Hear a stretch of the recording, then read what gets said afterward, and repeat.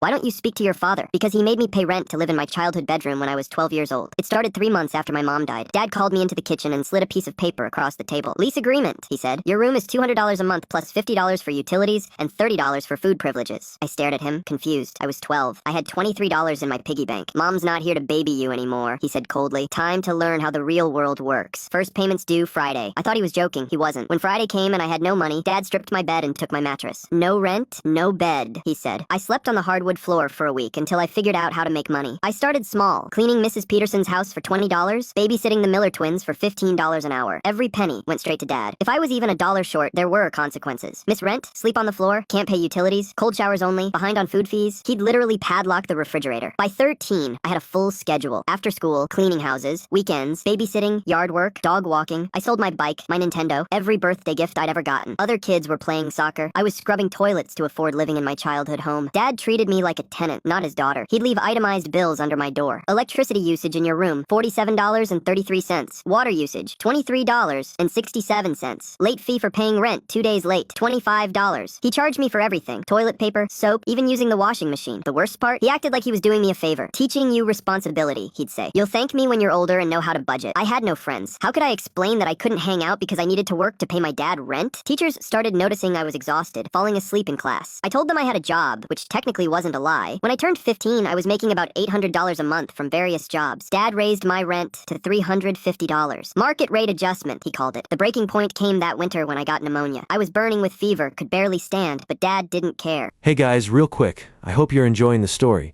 Don't forget to subscribe, it would really help the page. Thanks for supporting. I missed a week of work and couldn't make rent. He handed me an eviction notice, an actual legal document he'd printed from the internet. 48 hours to pay or you're out, he said. I don't care if you're sick. Landlords don't care about your problems. I was 15, delirious with fever, and my father was ready to make me homeless. That's when Mrs. Chen next door found me crying on the porch, clutching the eviction notice. She'd been watching this whole situation for 3 years, but didn't realize how bad it was. Honey, what's wrong? She asked. I showed her the paper. Her face went white. He's charging you rent? You're a child. She called child services immediately. When the social worker arrived 2 hours later, Dad was confident he could explain everything. Teaching responsibility, he told her. Life skills. She needs to understand how the world works. The worker nodded politely, then asked to see my room. Dad's face changed. He started stammering, making excuses. Turns out, he'd been renting my room to a college student named Brad for the past 6 months. While I was sleeping in the garage with pneumonia, Brad was living in my childhood bedroom, paying Dad $400 a month. Dad had been collecting double rent from me and from Brad for my own room. The social worker was horrified. She found my lease agreements, the itemized bills, bank statements showing 3 years of payments from a child to her father. Dad had collected over $8,000 from me since Mom died. Charging your minor child rent is financial abuse, she said. This is